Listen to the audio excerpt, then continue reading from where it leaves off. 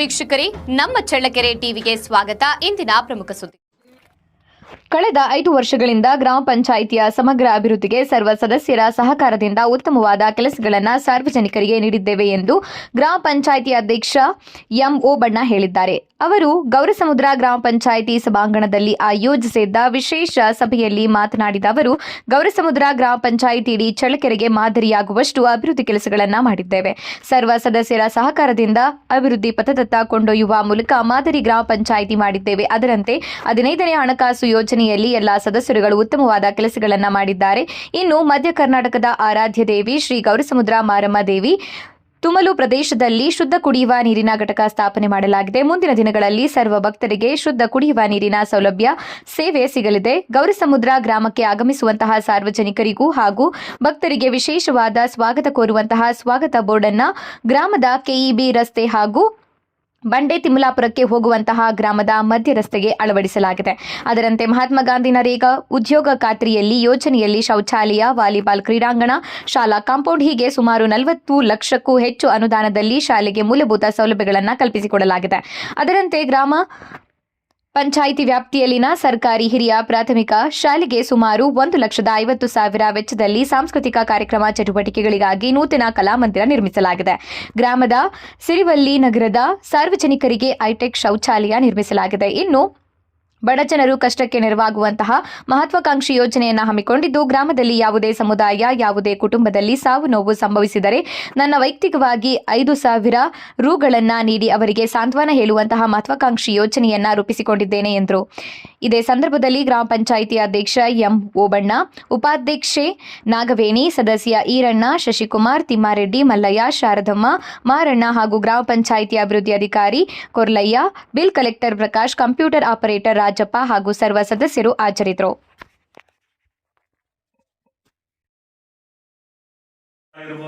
ನಾನು ಇವತ್ತಿಗೂ ಏಕವಚನದಾಗ ನಾನು ಮಾತಾಡಿಲ್ಲ.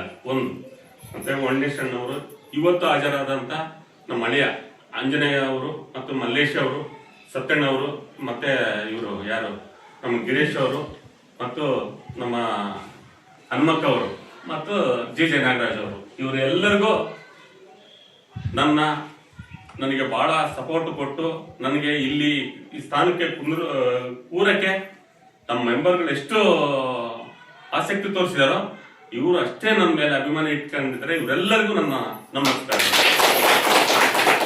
ವಿಶೇಷ ಏನಂದ್ರೆ 5 ವರ್ಷ ನಾವು ಗೆದ್ದು ಈ ದಿನಕ್ಕೆ 5 ವರ್ಷ ನಾವು ಒಳಗೆ ಬಂದು ಈ ಗ್ರಾಮ ಪಂಚಾಯತಿಗೆ 5 ವರ್ಷದಲ್ಲಿ 4 ಹಳ್ಳಿನಾಗೆ ಬಂಡೆತಿಮ್ಮಲಾಪುರ ಆಗಿರ್ಬೋದು, ಹನುಮಂತನಹಳ್ಳಿ ಆಗಿರ್ಬೋದು ಮತ್ತು ಓಬನಹಳ್ಳಿ ಆಗಿರ್ಬೋದು, ನಾವೇನು 23 ಜನ 27 ಜನ ಏನಾಯ್ತು ನಮ್ಮ ಬಾಡಿನಾಗೆ ನಮ್ಮ ಸಿಬ್ಬಂದಿ ಸೇರಿ, ನಮ್ಮ ಅಧಿಕಾರಿ ಪಿಡಿಒ ಅವರು ಸೇರಿ ಒಂದೇ ಒಂದು ರಾಜಕೀಯ ಗಲಾಟೆ ಇವತ್ತಿಗೂ ಯಾವ ಹಳ್ಳಿನಾಗೂ ಒಂದೇ ಒಂದು ಮನೆನಾಗೂ ರಾಜಕೀಯ ಗಲಾಟೆ ಇವತ್ತಿಗೂ ಆಗಿಲ್ಲ.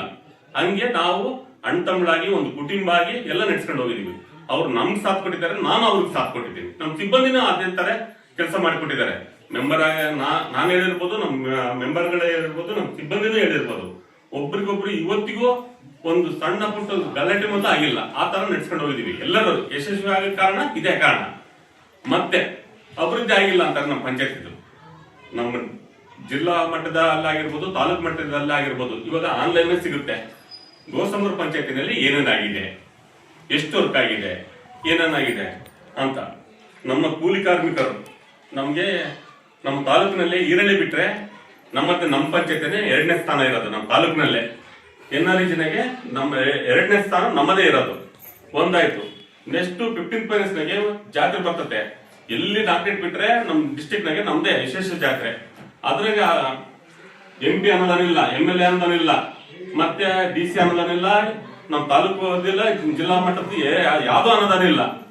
ಏನು 15th ಬರುತ್ತೋ ಅದ್ರಾಗೆ ನಾವು ಸಣ್ಣ ಪುಟ್ಟ ಖರ್ಚು ಮಾಡ್ಕೊಂಡು ಸಣ್ಣ ಪುಟ್ಟ ಎಲ್ಲ 23 ಜನ ಮೆಂಬರ್ಗಳನ್ನು ಅನುಸಾರ ಮಾಡ್ಕೊಂಡು ಮತ್ತೆ ಸಿಬ್ಬಂದಿನೂ ಕೈ ಇಟ್ಕೊಂಡು ಸಣ್ಣ ಪುಟ್ಟ 4 ಹಳ್ಳಿನಾಗೂ ಇದು ಮಾಡ್ಕೊಂಡು ಹೋಗ್ತಾ ಇದ್ದೀವಿ.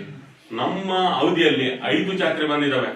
ನಾನು 3 ಜಾತ್ರೆ ಮಾಡಿದ್ದೀನಿ, ಇವ್ರು 2 ಜಾತ್ರೆ ಮಾಡಿದ್ದಾರೆ ಅಕ್ಕವರು.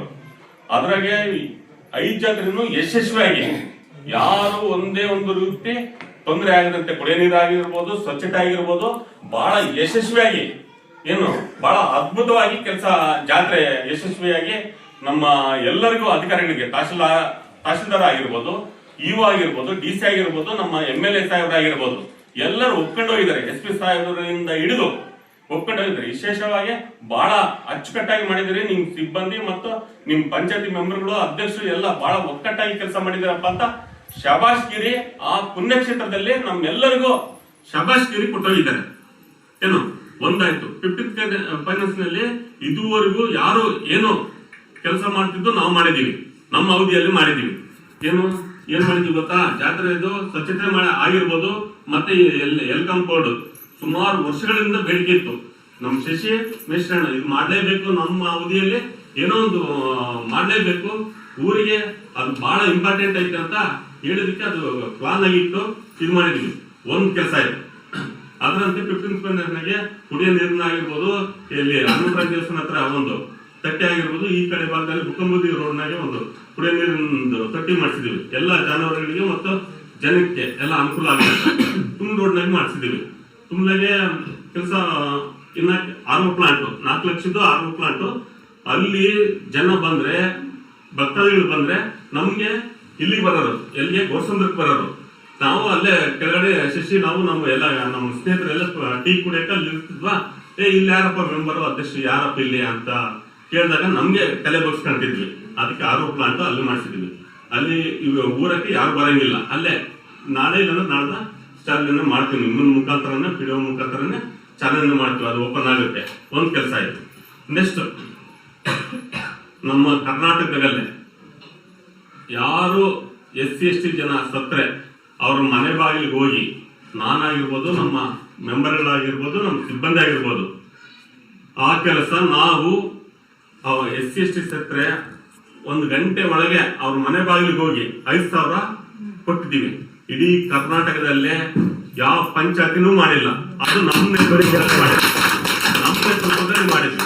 ಅದಕ್ಕೆ ಮೇನ್ ಕಾರ್ಯಕರ್ತರು ಅಂದ್ರೆ ನಮ್ಮ ದಕ್ಷ ಅಧಿಕಾರಿ ಬೇಟಲ್ಲಿ ಇದ್ರು. ಸುಮಾರು ನಾನು, ನಮ್ಮ ಶಶಿ, ಮತ್ತೆ ನಮ್ಮ ದೊಡ್ಡಪ್ಪಣ್ಣ, ನಮ್ಮ ಯಾರು ನಮ್ಮ ಈರಣ್ಣ, ಅವೆಲ್ಲ ಹೋಗಿ ಓಡಾಡ್ಕೊಂಡು, ಸರ್ ಇದು ನಮ್ಮ SC ST ಜನಾಂಗ ಬಹಳ ಜನ ಇದ್ದಾರೆ, ಏನ್ ಮಾಡೋಣ ಸರ್ ಅಂದ್ರೆ, ಸುಮಾರು ಒಂದು ಗೈಡ್ಲೈನ್ಸ್ ಐತೆ ಅಧ್ಯಕ್ಷ, ಅದೇನೋ ಒಂದು ಮಾಡೋಣ, ನಾನು ಮಾಡಿದೀನಿ, ಅದೇ ರೀತಿ ಮಾಡಿ ಯಾವ್ದು ತೊಂದರೆ ಆಗಲ್ಲ ಅಂತ. ಯಾಕಂದ್ರೆ 15th ಆಗ್ಲಿ, ಇದು ನಮ್ಮ ವರ್ಕ್ ಒಂದಾಗ್ಲಿ, ಅದ್ ಮಾಡ್ಬೇಕಂದ್ರೆ ಸುಮ್ನೆ ಅಲ್ಲ. ಒಂದು ಗೈಡ್ಲೈನ್ಸ್ ಹೇಳಿದ್ರು. ಸುಮಾರು 2-3 ದಿನ ಓಡಾಡಿದ್ವಿ. ಆತನು ಆಸಕ್ತಿ ತಕೊಂಡು ನಮ್ಮ PDO ಸರ್ ಬಹಳ ನಮ್ಗೆ ಸಾಥ್ ಕೊಡೋಕ್ ಕಾರಣ, ಅದು ಕೊಡೋಕೆ ಕಾರಣ ನಮ್ಮ PDO ಸರ್ ಅಂತ ಹೇಳ್ತಾ ಮತ್ತೆ ಇದು ಮಾಡಿದ್ದಾರೆ. ಇದು ಆಗಿದೆ, ಇದಾಗಿದೆ, ಇಲ್ಲ ಅಕೌಂಟ್ ಚೆಕ್ ಮಾಡ್ರಿ. ಆನ್ಲೈನ್ ಇವಾಗ ಪ್ರತಿಯೊಂದು ಮೊಬೈಲ್ ಆಗಿ ಬರ್ತದೆ, ವಾಟ್ಸ್ಆಪ್ನಾಗ ಬರ್ತದೆ. ಅಪಪ್ರಚಾರ ಬೇಡ, ಏನಿದ್ರು ನೇರ ಮಾತಾಡ್ರಿ. ನಾನೇನೋ ತಪ್ಪಿದ್ರೆ ಇದು ಮಾಡ್ರಿ ಅಂತ ಪ್ರತಿಯೊಂದು ಮೀಟಿಂಗ್ ಹೇಳ್ತೀನಿ. ಲೆಕ್ಕ ಕೇಳ್ರಿ, ಏನೋ ಲೆಕ್ಕ ತಪ್ಪು ಇದ್ರೆ ನಾನೇ ಹೊಣೆಗಾರ ಅಂತ ಪ್ರತಿಯೊಂದು ಮೀಟಿಂಗ್ ಪ್ರತಿಯೊಬ್ಬ ಮೆಂಬರ್ಗಳಿಗೂ ನಾನು ಹೇಳ್ತಾ ಇದ್ದೀನಿ. ಗೊತ್ತಾ, ನಾನು ಕೈಲಾದಷ್ಟು ನಾನು ನಿಮ್ಮ ನೇತೃತ್ವದಲ್ಲಿ, ನನ್ನ ನೇತೃತ್ವದಲ್ಲಿ ಯಾವುದೇ ಕಳಂಕ ಈ ಪಂಚಾಯತಿ ಆಗಿರ್ಬೋದು, ನಮ್ಮ ಗೋಸಮುದ್ರ ಗ್ರಾಮಕ್ಕಾಗಿರ್ಬೋದು, ಎಲ್ಲಾ 4 ಹಳ್ಳಿಗಾಗಲಿ ಕಪ್ಪು ಚುಕ್ಕೆ ಬರತ್ತ ಕೆಲಸ ನಾನು ಮಾಡಿಲ್ಲ ಅಂತ ಹೇಳ್ತಾ, ನಾನು ಪ್ರಾಮಾಣಿಕವಾಗಿ ಕೆಲಸ ಮಾಡಿದೀನಿ. ನನ್ನ ಅವಧಿಯಲ್ಲಿ ನನಗೆ ತೃಪ್ತಿ ಆಗೈತೆ ಅಂತ ಹೇಳ್ತಾ ನಾನು ಮಾತು ಮುಗಿಸ್ತೇನೆ. ಗೌರವ ಅಧ್ಯಕ್ಷರು ಅವರ ಒಂದು 5 ವರ್ಷದ ಕಾಲಾವಧಿ, ಅದರಲ್ಲಿ 3 ವರ್ಷದ ಅಧ್ಯಕ್ಷರ ಒಂದು ಅವಧಿಯಲ್ಲಿ ಅಭಿವೃದ್ಧಿ ಕಾರ್ಯಗಳ ಬಗ್ಗೆ ಚರ್ಚೆ ಮಾಡಿದ್ದಾರೆ. ಆ ಒಂದು SC ST ಉದ್ದೇಶ ಹೇಳಿದರು. ನಾನು ಅಲ್ಲಿ ಬೇಟರಹಳ್ಳಿ ಪಂಚಾಯತಿಯಲ್ಲಿ ಇದ್ದಾಗ ಏನಾಯ್ತು ಅಂದ್ರೆ ನಾನೆಲ್ಲ ಕೊಡೋದು ನೋಡಿದ್ರು, ಫೋಟೋಸ್ ಎಲ್ಲ ಗಮನಿಸಿದ್ರು. ಸರ್ ಏನೋ ಕೊಡ್ತಿದ್ದೀರಾ ನೀವು?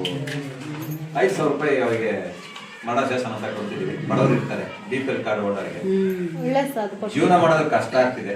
ಅದಕ್ಕೋಸ್ಕರ ನಮ್ಮ ಒಂದು ಬೇಟರಹಳ್ಳಿ ಅಧ್ಯಕ್ಷರು, ಸದಸ್ಯರೆಲ್ಲ ಒಂದು ಸಭಾ ನಡವಳಿ ಮಾಡಿದ್ದಾರೆ.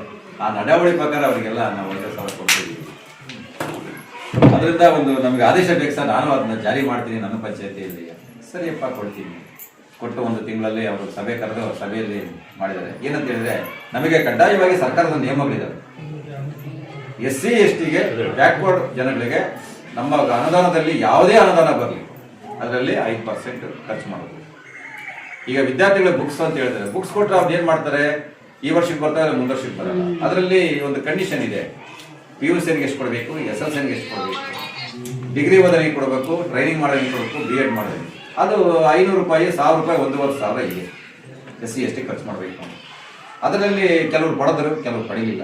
ನಾವು ಕೆಲವು ಪಂಚಾಯತಿಗಳಲ್ಲಿ ಯಾರೋ ಒಬ್ಬರು ಇಬ್ಬರಿಗೆ ಕೊಟ್ಟಿದ್ದೀವಿ, ವಿತ್ ಸ್ಪೋರ್ಟ್ಸ್ಗೆ ಕೊಟ್ಟಿದ್ದೀವಿ. ನಾವು ಯಾರಾದರೂ ಸ್ಪೋರ್ಟ್ಸ್ಗೆ ಭಾಗವಹಿಸಿದ್ರೆ ನಾನು ಬೇರೆ ಪಂಚಾಯತಿ ರೀತಿಯಲ್ಲಿ ಅವನಿಗೆ ಒಂದು 10,000 ಸಹಾಯ ಮಾಡಿದ್ದೀನಿ. ನಾವು ಬೇರೆ ಜಿಲ್ಲೆಗೆ ಹೋದ, ಬೇರೆ ರಾಜ್ಯಕ್ಕೆ ಹೋದ ಕ್ರೀಡೆ ಆಡೋಕೆ, ಅಲ್ಲಿನೂ ಕೊಟ್ಟಿದ್ದೀವಿ.